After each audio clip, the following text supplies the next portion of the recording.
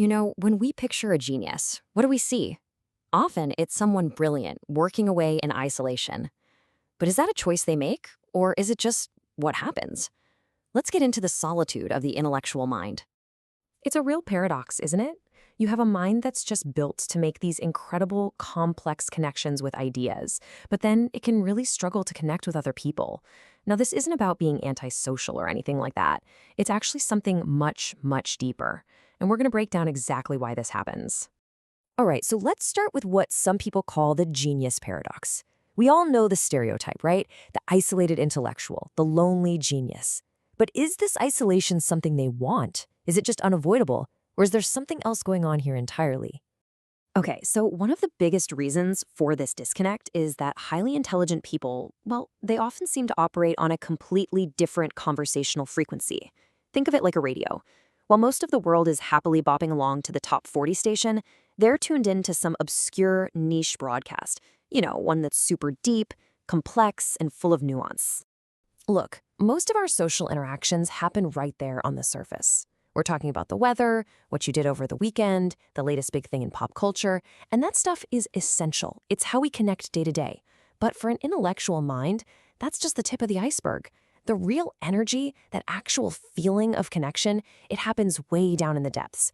They absolutely crave conversations about abstract ideas, big what-if scenarios, and just the messy, complex fabric of human nature itself. And it is so crucial to understand this. This isn't about arrogance. It's not them thinking they're above small talk. It comes from a genuine, fundamental need for a different kind of conversation to feel truly connected and, frankly, to not feel completely drained. And that need, it leads directly to what you could call the quest for depth. So it's not about rejecting people, it's about prioritizing the quality of a connection way, way over the sheer quantity of them.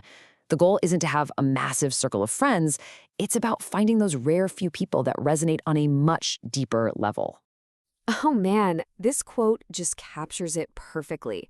There's this very specific kind of loneliness. It's that feeling when you're in a crowded room, chatter all around you, but you feel completely and utterly disconnected.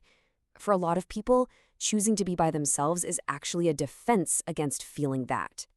Let's think of our social lives kind of like a diet, right? The vast majority of it, maybe 70%, is made up of these superficial, quick interactions. Then you've got your acquaintances. But the real nutrient, the part that truly feeds an intellectual mind, is that tiny little slice at the top, deep intellectual intimacy. So when the very thing you need to feel connected is that rare, well, it's just natural that you'd end up with a much smaller, more carefully chosen circle. So at the end of the day, it's not about racking up contacts or filling a social calendar. The real driving force here is the search for genuine, mutual understanding, that incredible feeling of finding another mind that just gets it. But this search for understanding often hits a pretty big wall, and that wall is perception. There's often this huge gap between the complex world firing away inside their head and how they just appear to others on the outside. This quote right here gets to the heart of that internal reality. Someone might look quiet, maybe a little reserved on the outside, but inside, their mind is on fire. It's analyzing, it's processing, it's connecting this huge web of ideas all at once. So while our brain is busy doing all this processing and analyzing, the way it looks to everyone else can be totally different. People see them as aloof or disinterested or maybe even judgmental. And that misunderstanding, it can create a barrier before a real connection even has a chance to get started. And so, yeah, a quiet mind deep in thought is very often mistaken for a cold heart.